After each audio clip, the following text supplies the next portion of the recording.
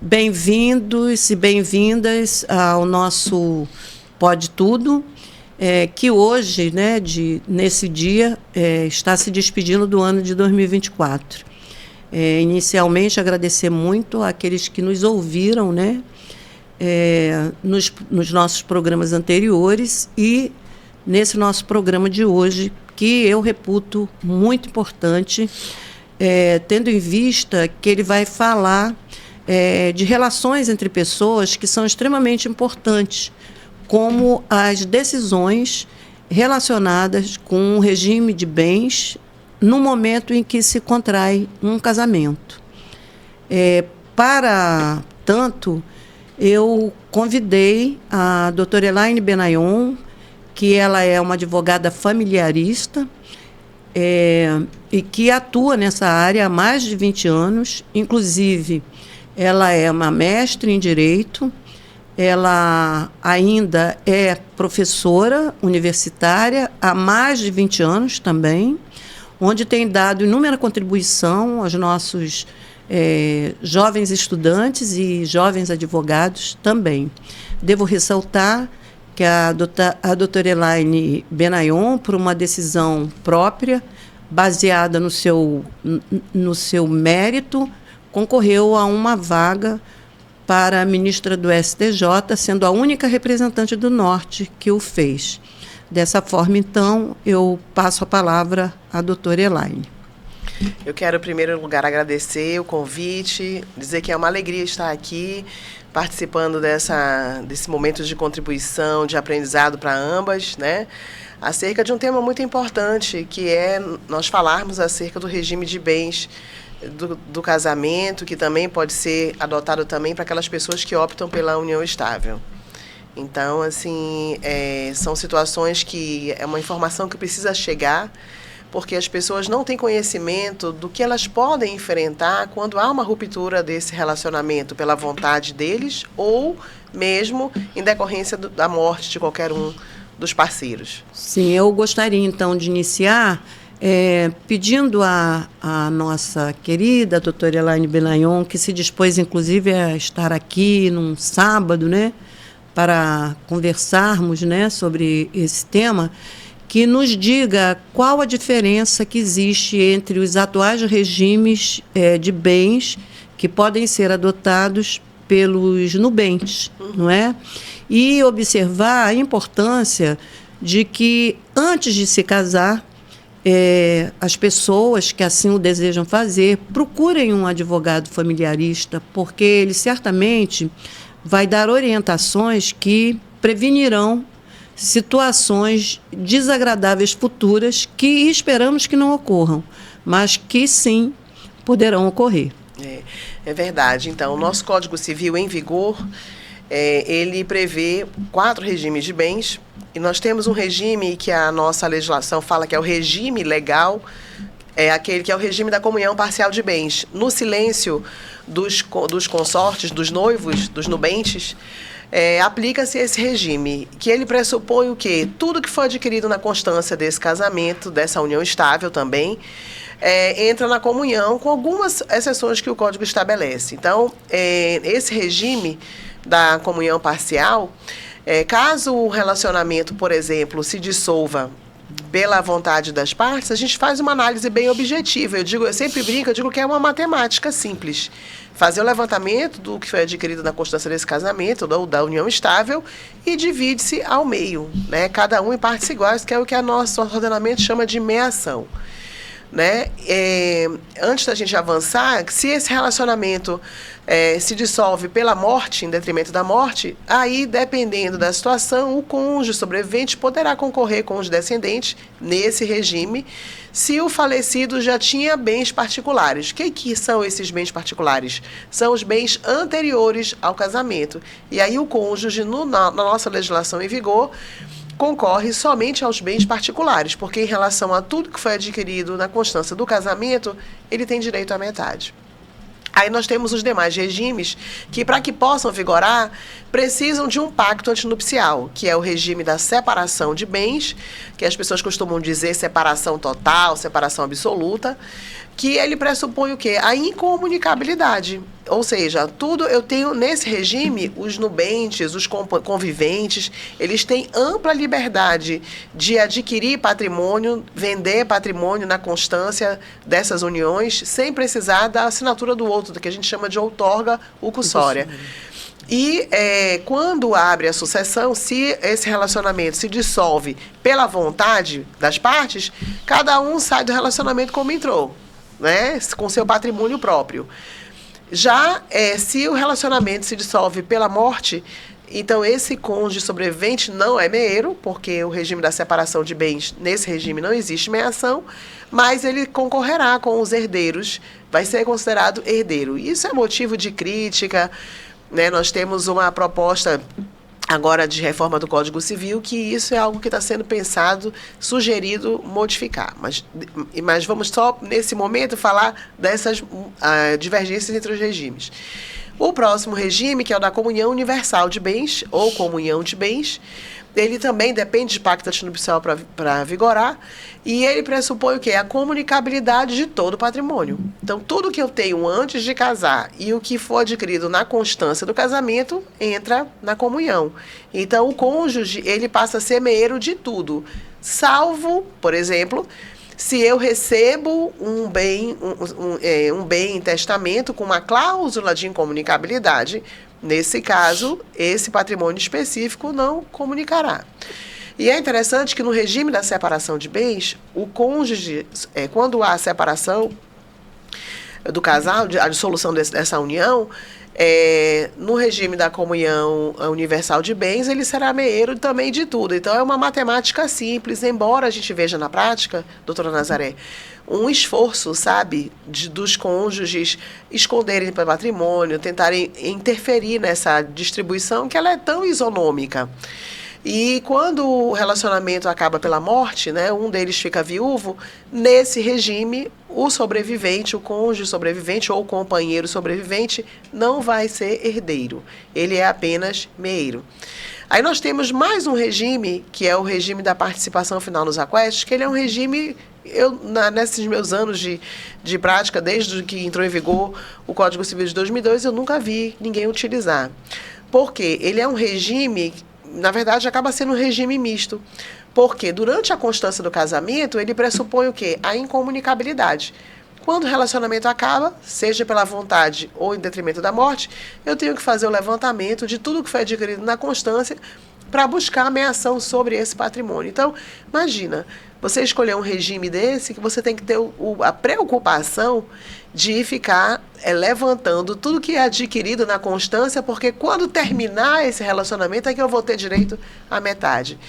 Então, ele é um regime também que é um candidato a ser excluído do novo Código Civil, é uma das sugestões da reforma, né? Então, nesse regime da participação final, ele vai ser meeiro. Sim. E em caso de sucessão, de morte, né, um deles falecendo, ele vai ser herdeiro também sobre todo o patrimônio. Então, porque o Código, quando excepciona, né, na concorrência, diz lá na primeira ordem, né, que os descendentes concorrem com o cônjuge sobrevivente, quando abre a sucessão, a depender do regime. Então, salvo se casado pelo regime da comunhão universal de bens, não tem concorrência. Se casado pelo regime da comunhão parcial de bens, o autor da herança não tiver deixado bens particulares, ou no caso de separação obrigatória, que é um regime que imposto pela lei, né, que a gente chama de regime da separação legal, que é a hipótese contemplada lá no artigo 1641 do Código Civil, e onde o legislador impõe, né, ou seja, interfere nessa liberdade de escolha dos regimes, impõe um regime da separação obrigatória quando as pessoas são maiores de 70 anos, quando dependerem de autorização judicial para casarem, ou seja, menores de 18 anos, e aquelas pessoas que ainda saem de relacionamentos anteriores e ainda não fizeram partilha dos seus bens, né? Que a legislação fala em impor as condições suspensivas, sempre no intuito de evitar essa confusão patrimonial. Sim, eu tenho aqui, em relação ao que está colocado, eu tenho duas perguntas, assim, para tornar mais acessível para as pessoas leigas, né? Existe diferença entre esse regime de bens em relação à união estável, a união estável ela pode ser equiparada ao casamento, porque durante muito tempo, evidentemente, a área familiarista não é a minha área primeira de opção, ao contrário, a minha área é criminologia, direitos humanos. Penso que isso é algo que seria interessante de ser explicado. Sim. Não é? Quer dizer, no momento que eu assino um contrato de união estável, eu defino os bens e os meus direitos na união estável são os mesmos num casamento? É interessantíssima essa sua pergunta, doutora Nazaré, porque realmente houve a equiparação de tratamento que é destinado à companheira, né, em relação ao que é o tratamento que é dado à esposa. Então, a gente fala que, em relação aos efeitos do reconhecimento da união estável, equipara-se os mesmos direitos que são concedidos à esposa. Entretanto, é algo assim que eu sempre falo em sala de aula e falo para todas as pessoas que me perguntam, que me consultam, que a estabilidade que o casamento, a segurança que o casamento proporciona, a união estável não proporciona. Por que isso? Se já houve equiparação, se é a mesma coisa, não é a mesma coisa. Porque, infelizmente, o casamento ele dá uma segurança, com a certidão de casamento, eu comprovo meu status de esposa, as pessoas não questionam o tempo do meu casamento, se eu ficar viúva 3 meses depois, por exemplo, o regime de bens fica lá posto na minha certidão de casamento, ninguém vai questionar. Né? Se não se tratar de nenhuma das hipóteses em que caiba anulação do casamento, declaração de nulidade, ninguém questiona. Já a união estável, nós estamos vivenciando um absurdo, no sentido de que tem instâncias, esferas, que não entendem como absoluta a escritura pública de união estável. A gente sabe que a união estável ela não começa com uma escritura pública. Ela começa com a decisão das pessoas de passarem a conviver maritalmente, como se casados fossem, e aí vem aqueles requisitos que o nosso código vai dizer, uma convivência pública, contínua, duradoura, com o objetivo de constituir família. E aí, nesse momento, quando eles fazem, no silêncio, se eles não fizerem uma escritura pública, o que o nosso código vai dizer? Aplica-se o regime da comunhão parcial de bens, que é o regime legal. Mas eu posso, como companheira, alinhar com o meu companheiro, vamos formalizar a nossa escritura pública de união estável e escolher qualquer um dos regimes. E é interessante que, em relação à união estável, esses regimes de bens em que é obrigatório o pacto antinupcial, no casamento, na união estável, eu não preciso fazer o pacto para vigorar. Então, eu faço constar na certidão lá, na minha escritura pública, que eles estão estabelecendo o regime da separação absoluto, separação total de bens, separação de bens. E aí passa a vigorar aquele regime. É interessante que o nosso código admite a alteração do regime de bens no casamento e na união estável. Mas, quando a gente fala dessa pretensão na união estável, os efeitos dessa modificação, eles são daqui para frente. Eles não alcançam situações já consolidadas. Então, se no silêncio dos companheiros vai prevalecer o regime da comunhão parcial, e se agora a gente decide mudar para um regime de separação de bens, é possível fazer alteração? É possível, mas os efeitos vão prevalecer daqui para frente. Né? Isso é o intuito de preservar os direitos já adquiridos, não prejudicar adquirentes de boa-fé. Então, esse é o cuidado com o legislador. E eu sempre digo, quem bem souber, casa. Porque a gente vive situações daquelas pessoas, nosso ordenamento diz que é possível você reconhecer uma união estável de quem já está separado de fato. Sim. Ou seja, passo a me unir com uma pessoa que veio de um relacionamento já anterior, veio de um matrimônio que já estão separados de corpos há muitos anos, e eu passo a viver no mesmo teto com essa pessoa com o objetivo de constituir família. Então, essa pessoa tem um vínculo conjugal com o primeiro consorte. Né? Mas o fato deles estarem separados de corpos, já o nosso ordenamento admite o reconhecimento dessa união, porque entende que com a separação de corpos, nosso ordenamento diz que ao fim do regime de bens do casamento, então não há impossibilidade de reconhecer essa união. Mas os riscos que a pessoa inserida nesse contexto corre são imensos. Por quê?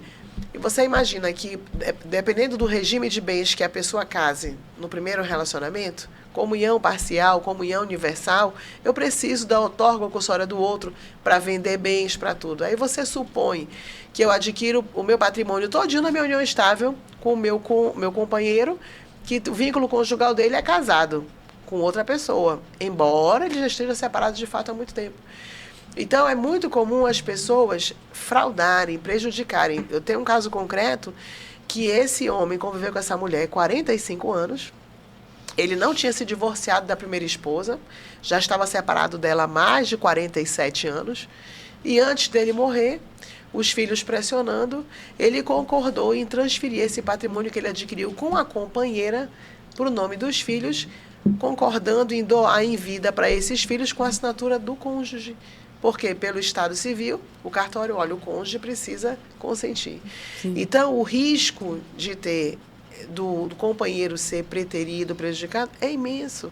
Fora os órgãos previdenciários que não entendem, tem órgão que entende que não é suficiente a escritura pública de união estável. Você acredita nisso? Sim, eu acredito, sim. E acho que quem bem sabe, né, deveria se precaver contra isso, né?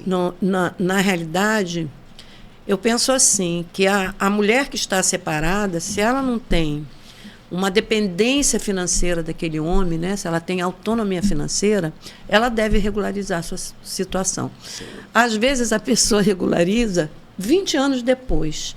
Mas regulariza por quê? Exatamente para não passar por esse tipo de constrangimento, sim, em que alguém, né, às vezes nem convivem sob o mesmo teto, né, mas que alguém que está ali naquela convivência, de alguma forma, vai ter que buscar esse reconhecimento, né, e a outra ser constrangida até a testemunhar, até a dizer, sim, mas eu era casada, ou então, se tiver o desejo de ficar com aqueles direitos, vai dizer, não, eu era casada. Ou então vai lá e vai dizer, não, mas eu era separada de fato. Então, eu acho que quem bem possa imaginar no futuro as consequências desse tipo de situação que a doutora colocou, deve se precaver e deve resolver. Não é? Porque se você tem autonomia financeira, se você independe daquilo, por que não resolver? Não é? Isso é uma questão, até eu digo que é cultural. As pessoas não têm o hábito de resolver suas demandas à medida que as situações surgem. Sim. Então, eu digo, tem problemas que podem ser evitados. Sim. Então, eu digo, na união estável, a mulher, o homem, eles vivem a mesma comunhão de vida, sim, a mesma, né, a decisão ali de conviver maritalmente, de participar. Os deveres conjugais são os deveres dos companheiros são os mesmos, os deveres que os cônjuges têm entre si, de respeito, consideração mútuos, né, a mútua assistência, enfim. E aí, quando você se depara com uma situação dessa, eu digo que no direito nós temos muitas situações que são legais e injustas, dependendo do ponto de vista. E eu ouço muito no escritório, até em sala de aula, quando a gente vai falar dos regimes de bens, os alunos dizem, nossa, que absurdo. Por quê? A falta de informação, a falta de conhecimento nos expõe a situações que eu poderia evitar se soubesse o que eu estou sujeito a passar, se optar, tomar determinadas decisões, fizer determinadas escolhas.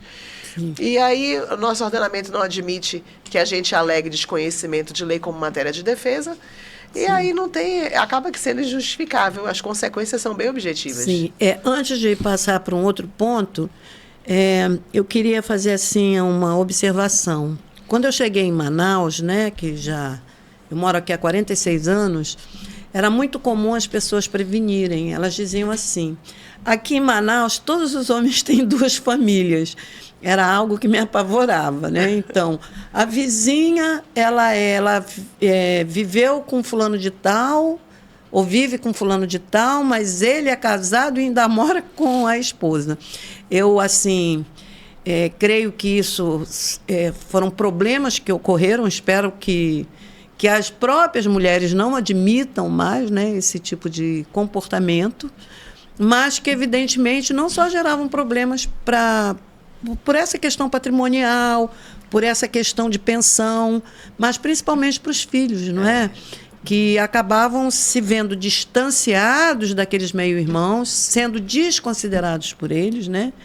E sendo vistos como alguém que vai me tirar um pedaço do meu patrimônio, porque a partir do DNA não tem como mais você discutir a questão da filiação, porque ela é comprovada Sim. ou não, é uma coisa assim certeira.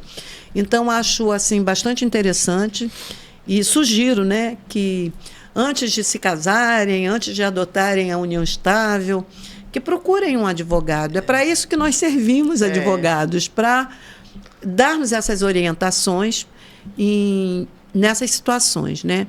Então, mudando agora desse tema, mas ainda nele, a doutora citou o artigo 1641, inciso 2 do Código Civil, que estabelece ainda até hoje que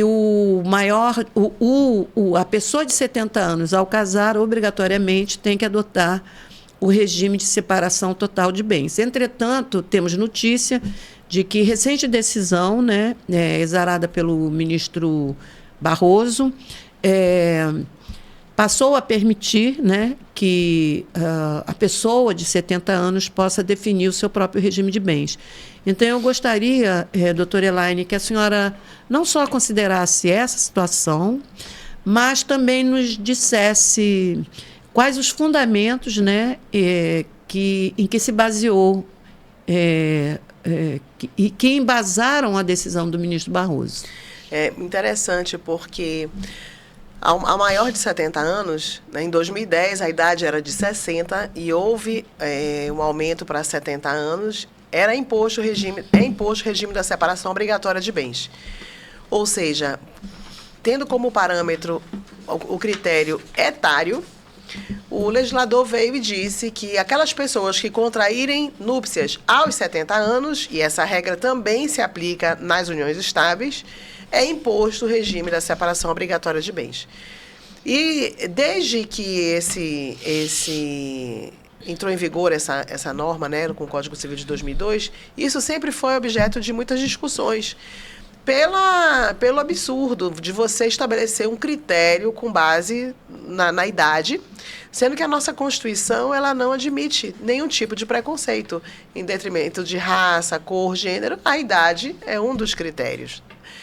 Então, aí você, quando compara com os outros comandos legislativos, por exemplo, a aposentadoria compulsória é aos 75 anos. Então, eu sou plenamente capaz para exercer função pública, como presidência da República, qualquer outra função pública, mas não sou capaz de ter liberdade de escolher o meu regime de bens.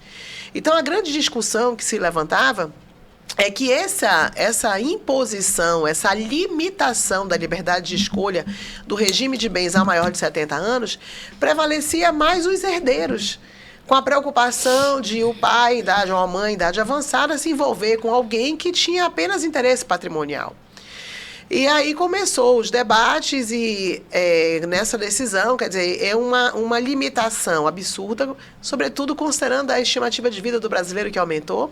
Nós temos uma nova categoria, né, digo assim, etária, pessoas com uma vida produtiva intelectualmente, pessoas saudáveis, né, e que tem, inclusive, com capacidade e aptidão plena para exercer presidência da República, mas não pode escolher o seu regime de bens. Então, o que motivou essa flexibilização, então, para quem já foi imposto, quem já está vivendo nesse regime imposto pela lei aos 70 anos, que casou ou constituiu união estável, para quem vive em união estável, ele faz uma escritura pública, né, alterando esse regime, flexibilizando esse regime. E para quem é casado, ele pode pedir a alteração do regime de bens do casamento, ainda de forma judicial, né, com base nessa decisão do STF. E é interessante porque os fundamentos que eles utilizaram, primeiro que interfere na autonomia privada, né, a questão de ser um comando extremamente discriminatório, e a inconstitucionalidade ela é suscitada por todos os estudiosos, direitos de família, direito das sucessões, e pelo fato de que a Constituição expressamente veda, né, qualquer tipo de discriminação em detrimento da idade. Então, é um avanço muito grande para as pessoas que vivem nesse cenário, né? Embora tenha a súmula que diga que há a presunção da comunhão de tudo aquilo que foi adquirido na constância desse relacionamento, se houver comprovação do esforço comum, né? E aí agora a gente sabe, esse artigo, embora eles possam flexibilizar, aquelas pessoas que não fizerem nada, que mantiverem esse regime, ele excepciona, e ficar viúva não poderá concorrer como herdeiro. Né? Então, se comprovar o esforço comum, poderá ser meeiro, mas não será herdeiro. Agora, eu fiquei aqui com uma dúvida, que né, apenas para que as outras pessoas possam bem compreender. Quer dizer que, a partir dessa decisão do ministro Barroso, do STF, por hipótese, alguém que casou dentro desse regime, mas ela tem que tomar alguma providência Sim. para que esse regime seja modificado. Sim. Não é? Sim. Foi isso que isso. Que a gente deve compreender. Isso mesmo. Em caso de união estável, como? Por favor, Sim. se puder repetir. Quem vive a união estável faz uma escritura, vai no tabelionato fazer essa escritura pública, optando pela alteração do regime, né, porque já é admitida. Então, ambos precisam se dirigir ao tabelionato e solicitar a alteração consensualmente. Quem é casado, pelo nosso ordenamento jurídico, a gente pode alterar o regime de bens do casamento, mas só via judicial. Isso também é uma proposta de modificação da nova reforma do Código Civil, para que isso seja feito também administrativamente para as pessoas que são casadas. Mas, nesse momento que está em vigor, ainda há a necessidade de nós provocarmos judicialmente essa alteração. Agora eu vejo aí uma questão, né? Quer dizer, vou colocar aqui. E eu posso, então, nesse caso, vamos supor, já que eu tenho 74 anos, né? Vamos supor que eu fosse casada e estivesse casado nesse regime de separação de bens. Mas eu poderia ir com o meu companheiro e fazer uma alteração para um regime de comunhão universal. Por que eu estou falando isso? Porque isso me gera uma grande preocupação, né? Principalmente das pessoas apaixonadas, que de repente podem ser induzidas, não é, a mudar o regime desta forma. Uhum. E é possível? É possível. É possível adotar qualquer um dos regimes de bens. Qualquer um dos regimes. É interessante isso porque a gente brinca, usa um termo, né, que a demência temporária, a paixão é a demência temporária. E tem situações de pessoas...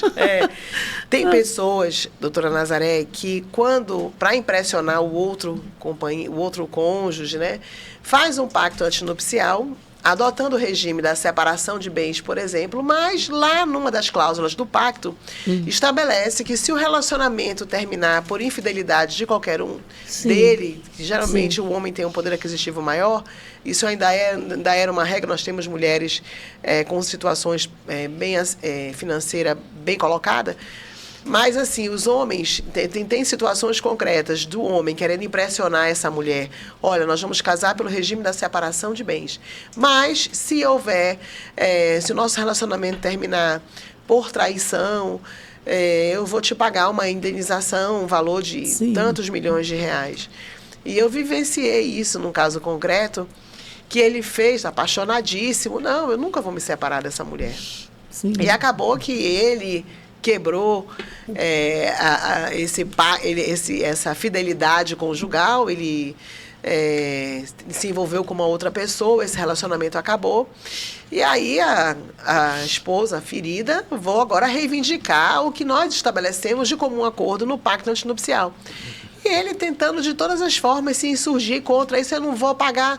Gente, ele fez de livre e espontânea vontade. Sim. Então não tem como modificar. Né? Então, a gente precisa ter muito cuidado com o que vai se obrigar nos pactos antinupciais. Na realidade, o que eu pensei agora, né? Isso é coisas da nossa cabeça, né? Que nesse caso específico, quando se tratasse de comunhão universal de bens, já que abrange o patrimônio anterior, deveria haver uma regra de excepcionalidade. Porque, na verdade, se ele opta por esse regime, ele lesa todos os filhos, não é? Isso é que é preocupante. Não é? Por isso é importante, antes de casar, consulte o advogado. É muito importante a questão também, a repercussão sucessória.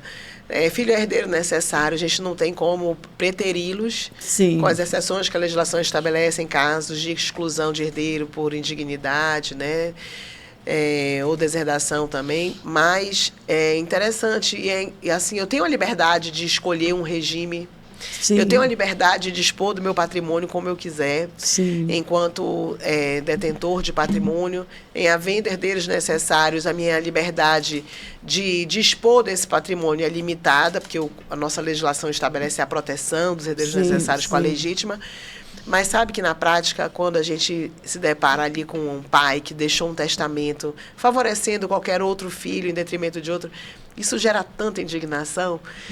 E os filhos ficam indignados, se sentem menos amados. E isso é uma faculdade que todos nós temos. Sim. Né? E o que motiva as pessoas a fazerem isso? Às vezes é aquele filho que dedica mais atenção, é o fato de se preocupar mais com um filho em específico, de querer oportunizar, ou um neto, ou qualquer outra pessoa, né? Não pode ser o amante, que o nosso código não admite. Não admite. Mas, assim, é incrível, sabe? Na vida real, na prática, quando o legislador tentou pensar em tudo, mas o ser humano, ele tem essa pretensão de tentar interferir nas decisões do outro. Sim. E aí, quando a gente vai ficando maduro, vai envelhecendo, é como se envelhecesse também a nossa capacidade de decidir, de discernir, e não é isso que acontece. Sim. Né? Nós temos pessoas, a senhora tem 74 anos, é uma mulher culta, uma pessoa produtiva, obrigada, funcional, está no meio acadêmico, está produzindo.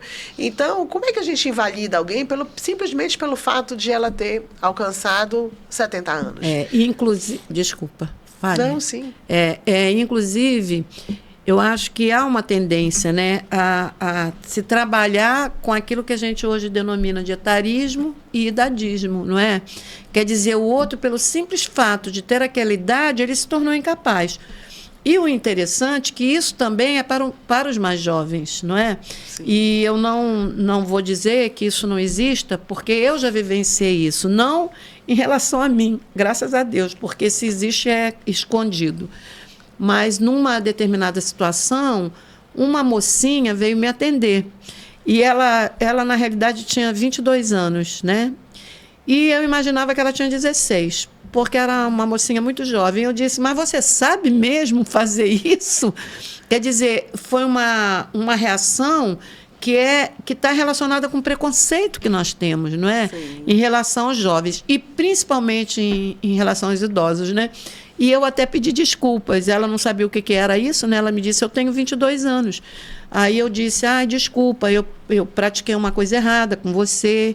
Não sei se ela entendeu, mas eu expliquei e pedi desculpas. Uhum. Mas, na verdade, quando eles fazem esse tipo de limitação numa legislação, né? Eles fazem por isso. Porque acham que a pessoa não tem mais capacidade. Mas o mundo mudou, sim, não é? Antigamente, uma mulher de 74 anos, como é que a gente imaginava essa mãe, né? Você imaginar, aqui no Amazonas, numa cadeirinha daquelas de macarrão, né? Que a gente sim chamava, assim, balando, de pé no ar, me desculpem pelo pé no ar, conversando com as vizinhas na calçada. Isso não existe mais, né? A maioria de nós, idosas, e eu pertenço à comissão do idoso da OAB, faço parte daquele grupo com muito orgulho, porque acho que é feito um trabalho de qualidade ali. Todas nós estamos lutando para permanecermos, algumas até no mercado de trabalho, né, e outras cuidando da sua vida emocional, acadêmica e etc. Mas tem um ponto que eu queria assim, observar sobre isso, que é a questão além da igualdade, né? Que é a questão da dignidade humana. Sim. Fale um pouco sobre isso. Onde que isso afeta a nossa dignidade humana? Completamente, né? O fato de o legislador entender que você, pelo fato da idade, ter 70 anos, não é capaz de gerir sua vida, seus negócios, ele fere a tua dignidade, a tua integridade enquanto sujeito de direitos. E é uma incoerência muito grande, doutora Nazaré, porque imagina que para que eu possa ser produtivo no mercado de trabalho, com 70 anos está tudo bem, né? E assumir funções públicas, independentemente da função, eu sou considerado apto. Mas para gerir a minha vida, e a regra da nossa lei, do nosso Código Civil, do direito eminente que regula, né, as questões privadas, dentro do direito de família contemporânea, a regra da intervenção mínima do Estado na vida privada. Né? Então, quer dizer, eu acabo ferindo um direito fundamental. Sim. Dele, de escolher. O direito de família contemporâneo, ele prima pela felicidade dos seus integrantes. Mas há um esforço de focar sempre no dinheiro, no que é monetizado, no patrimônio. E aí não enxerga a pessoa como um sujeito de direitos, como um ser humano que pensa, que sente, que é capaz de decidir e escolher, né, aquilo que lhe traz alegria, aquilo que lhe traz prazer. Então, é muito importante essa decisão, sabe, para o mundo de hoje, para esse público, para essa parcela da população significativa, sobretudo considerando que a estimativa de vida do brasileiro aumentou. Né? Então, assim, eu penso que a gente tem que enxergar a pessoa, o sujeito, o idoso, sim, como alguém com capacidade plena. Às vezes, a limitação física também é confundida como uma incapacidade cognitiva, que é um absurdo. Sim, é verdade. Né? Então, a gente precisa desmistificar isso, sabe? Tirar esse preconceito, esse julgamento precipitado em relação ao outro, pela aparência que ele tem, né? Por qualquer outra dificuldade. Então, a gente tem que deixar de ser hipócrita. Né?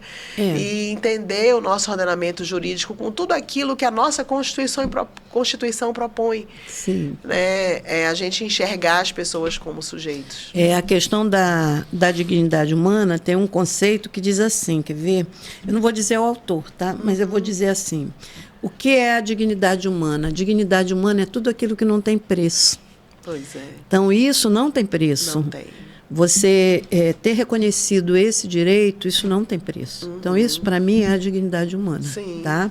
Agora, mudando desse ponto, que, na realidade, eu achei bastante interessante de esclarecer, porque até recentemente nós estávamos juntas, né, e vimos uma colega advogada, né, lembra? Sim. Falando sobre isso, né?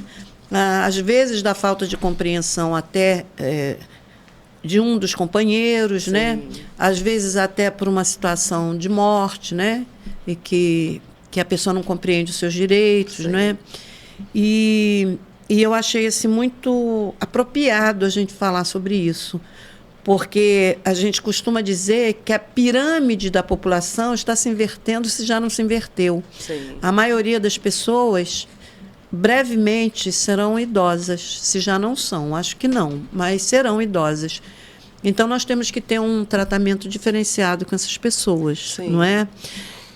Outra coisa que eu queria observar, há muitos anos atrás, eu estive no Uruguai, em Montevidéu, e estive em Buenos Aires. E, naquela época, eu era bem mais jovem, eu observei que muitas pessoas que trabalhavam tinham idade, elas não tinham a minha idade, elas tinham a cabecinha branca, né? Embora hoje eu me coloque igual, né? Que tenho meu cabelo branco. E eu fiquei assim impressionada, né? Eu até perguntei, poxa vida, quantas pessoas idosas trabalham aqui? Mas pessoas assim, trabalhando no comércio, trabalhando no hotel, coisa que eu não via aqui no Brasil, sim, não é? E aí até uma pessoa me observou isso. Não, as pessoas precisam complementar o seu salário para poderem ter uma vida melhor. Mas, na realidade, aquilo era uma coisa possível, possibilitada, e que no meu país não era possibilitada. Mas isso tem realmente que mudar, de todas as formas, não só desta forma, como entendeu o ministro, que foi maravilhoso, né? Mas também desta outra forma, de que o idoso ele está apto para tudo da vida em sociedade. Ele está apto para o mercado de trabalho, ele está apto para definir, não é? E que as pessoas devem pensar muito bem antes de adotarem determinadas condutas, já que os crimes contra idosos passou a ser uma das coisas que eu estudo hoje. E acho muito interessante. Bem, aí agora, já que falamos sobre isso, eu tenho uma grande curiosidade sobre o contrato de namoro. Gente, eu não estou procurando namorada, nem estou namorando. Mas me ocorre que as pessoas têm medo hoje de namorar, porque elas pensam, eu vou namorar, daqui a pouco a pessoa vai dizer que tem uma união estável, porque ela dormiu na minha casa, porque eu paguei uma conta para ela. E como que eu vou me prevenir contra esse namoro que eu quero ter, mas que ao mesmo tempo me assusta? A senhora poderia falar um pouco sobre isso, doutora? Muito importante essa questão, porque nós observamos que tem aumentado o número de contratos de namoro, as pessoas buscando. Pessoas que têm patrimônio, e considerando que a união estável não começa com um contrato de união estável, mas sim com a decisão de conviver, aquelas pessoas que têm um namoro prolongado, quando a ruptura de um relacionamento, já tem gente que propõe, fui deixada, peraí, eu vou já pedir o reconhecimento dessa união estável, porque adquirimos patrimônio, e aí já com essa expectativa de ter direito à meação sobre o que foi adquirido na constância do relacionamento. Considerando que tem essa linha muito tênue, né, entre a união estável até onde é um namoro e aí quando passa a ser uma união estável. O que vai determinar a distinção desses dois institutos é exatamente o ânimo de constituir família. Então, tem pessoas que só querem namorar, que só querem a companhia, mas não querem nada além disso. Então, as pessoas procuram um advogado. Eu já tive a oportunidade de fazer alguns contratos. Eu tive um especialmente assim, falando que esse cliente ele tem um poder aquisitivo elevadíssimo e já teve problemas anteriores. E ele disse, não, agora eu não caio mais nessa situação. E aí eles estabelecem cláusulas dizendo que a intenção é tão somente namorar, que caso essa união evolua para uma união estável, ou até mesmo um casamento, que desde já o regime a ser adotado vai ser o da separação de bens, que em havendo a ruptura do namoro, se decidirem terminar o namoro, não haverá direitos patrimoniais, não haverá direitos previdenciários, não haverá essa questão da dependência financeira. Então, as pessoas têm essa preocupação de regulamentar tudo, caso haja o término do relacionamento, né? Exatamente para evitar que, na ruptura, o outro que se sentiu lesado reivindique o direito à meação numa vara de família. Então, tem crescido substancialmente. Eu digo que é um comportamento muito adotado por pessoas que já têm um patrimônio, poder aquisitivo elevado e que têm receio de passar por isso, né? Então, quer dizer, um simples relacionamento, exatamente pela informalidade da união estável, as pessoas não confundirem um simples namoro com uma união estável para reivindicar direitos patrimoniais. Eu acho que principalmente, não é? Algumas pessoas até se envolvem em relacionamentos com essa visão, não é? Eu estou dormindo na casa dele hoje, então, todo dia, uma vez por semana. Então, isso já mudou o significado, né? Hoje eu não sou mais namorada, hoje eu tenho uma união estável. Agora, eu penso assim, né? Que existem pessoas que dizem assim, eu tenho uma namorada, mas é uma namorada que se perdurou no tempo, 11 anos, 10 anos. Aí eu não acredito que isso seja um namoro. Isso é uma opinião minha que pode estar inadequada, né? Principalmente quando se trata de pessoas com diferença de idade, não é? Porque acho muito difícil você manter um relacionamento bastante saudável com pessoas com diferenças de idade muito grandes. Então, alguma coisa o outro pretende, não é? E eu não vou dizer que é certo ou errado, porque seria uma mentira da minha parte. Porque eu acho, sabe, doutora, que a gente sempre deve se colocar no lugar do outro. E pensar assim, eu nessa situação, isso é uma coisa que eu faço muito, né?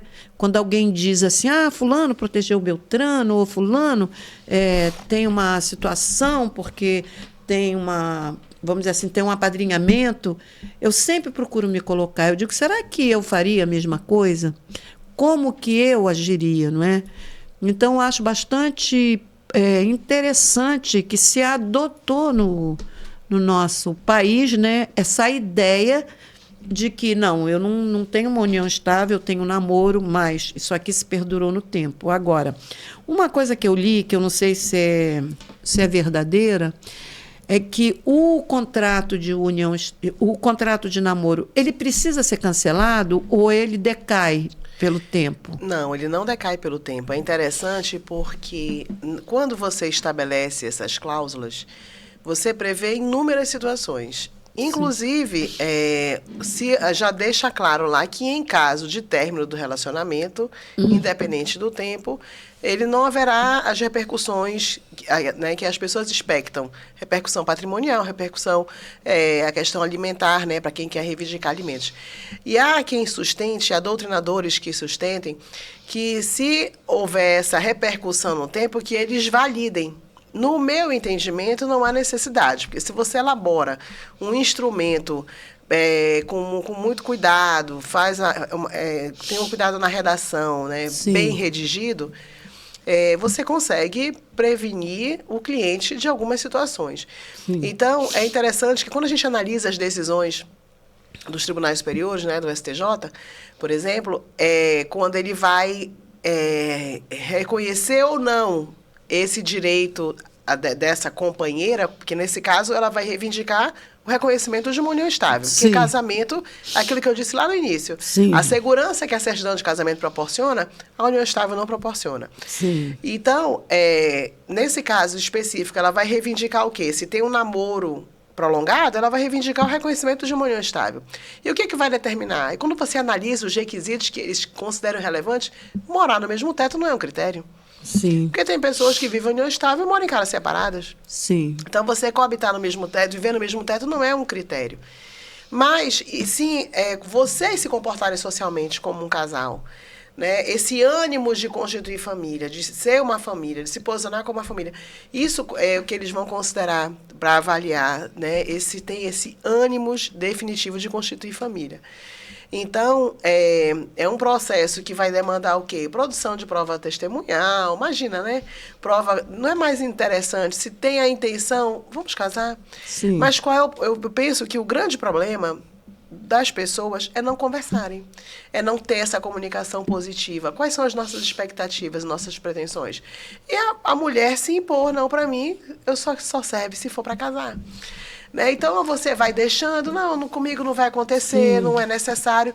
E aí você se coloca numa situação que você disse, poxa, eu não poderia ter evitado isso?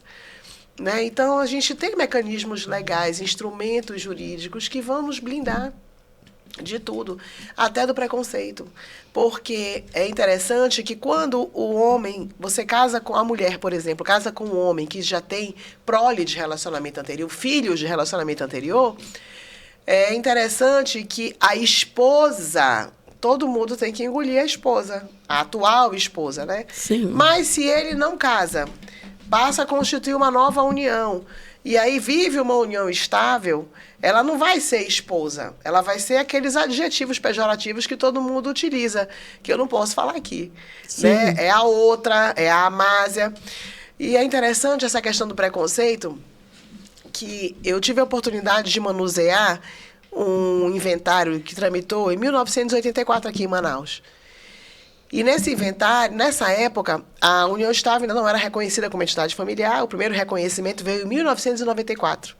Sim. Mas tinha algumas decisões, jurisprudência, decidindo que ela poderia comprovar que houve o esforço comum para adquirir aquele patrimônio, não reconhecer essa sociedade de fato dentro dos direitos de família, para poder reivindicar.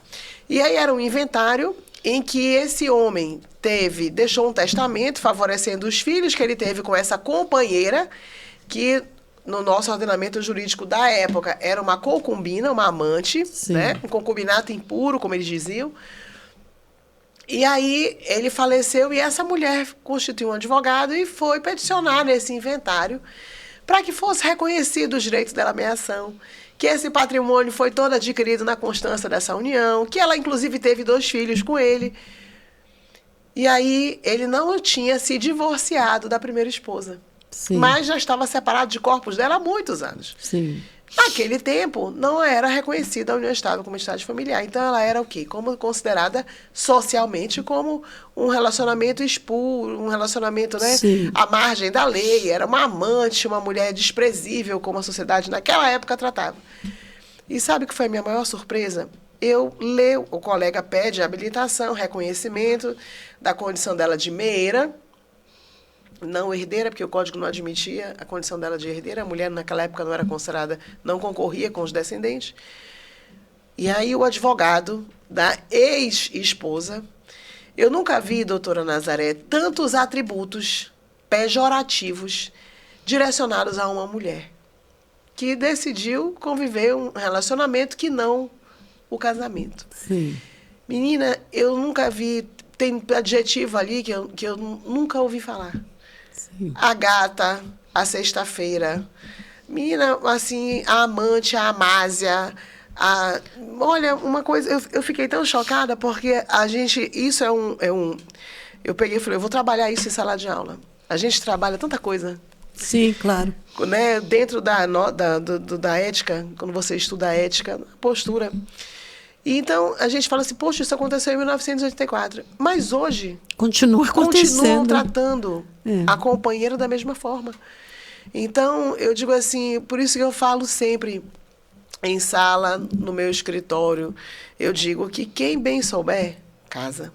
Sim, claro. Que a estabilidade, a segurança que o casamento proporciona, ela é inquestionável. É inquestionável. Independentemente do tempo que dura o teu relacionamento. Agora, doutora, sobre isso, eu queria só fazer uma observação. Eu considero que o CNJ é vamos dizer assim, uma instituição que ela é muito à frente do tempo, não é? Então, eu não me lembro se a denominação é essa, mas eles têm todo um protocolo que hoje se exige de tratamento às pessoas que estão numa audiência, inclusive pelos juízes, né, que evidentemente deveriam ser adotados por todos, inclusive pelos advogados, não é? Que é exatamente para impedir isso, não é? Tem um caso específico que apareceu na internet, só para a gente ter noção de como que a mulher é tratada, né? A advogada pediu adiamento daquela defesa que ela ia fazer no pleno, era no Tribunal do Trabalho, parece, mas não era aqui em Manaus, era em outro estado. E ela pede o adiamento, e a relatora do processo quer aceitar o adiamento, porque ela está no hospital tendo o bebê naquele momento. E o presidente do tribunal disse que negativo, que não podia, porque ficar grávida não era doença. Olha só, desde o tempo da minha... Ele diz alguma coisa assim, desde o tempo da minha avó, já se dizia, gravidez não era doença, mas ela não estava dizendo que não vinha porque estava grávida, ela não vinha porque estava tendo filho naquela hora. Aí a relatora, eu acho que ela ficou um pouco assim, exasperada e diz, não tem problema não, ela não precisa vir não, porque eu já tomei minha decisão e eu sou favorável a ela. E pronto. Agora, o que eu quero lhe dizer é o seguinte, isso é entre outros tratamentos que se dá à mulher. Não é? Tem um caso específico, né, em que eles coletaram 128 notícias de jornal, é um caso da costeira americana, 128 notícias de jornal desqualificando aquela mulher.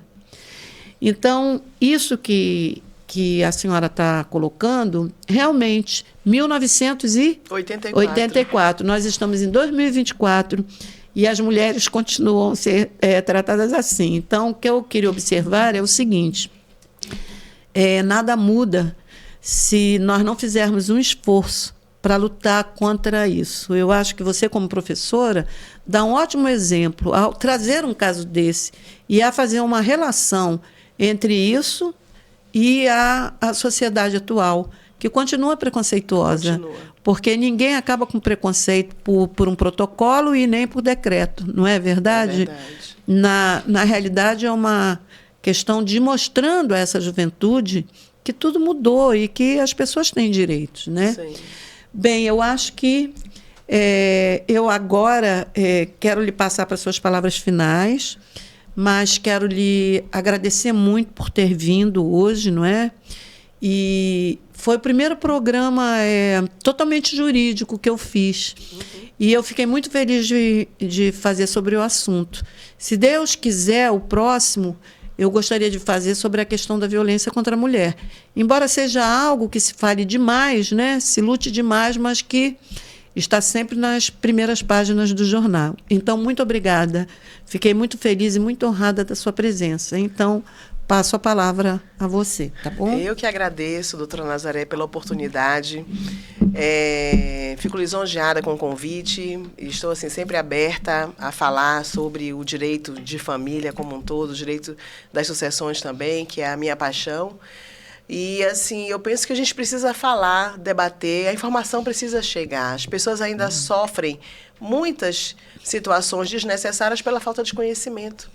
E isso independe de nível social, sabe? De condição de profissão, porque as pessoas realmente não procuram se inteirar, né? Então, eu digo assim, toda decisão que você for tomar, a gente procurar os especialistas, eu digo, né, o médico, a gente precisa dessa relação de confiança.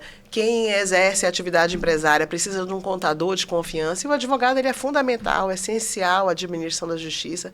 Então, tem situações que eu posso simplesmente evitar. Problemas que eu posso evitar se consultar preventivamente. Então, eu agradeço a oportunidade, desejo assim que 2025 seja extraordinário para a senhora, para todos nós, que Deus nos abençoe. Sim, feliz 2025 e até 2025. Obrigada.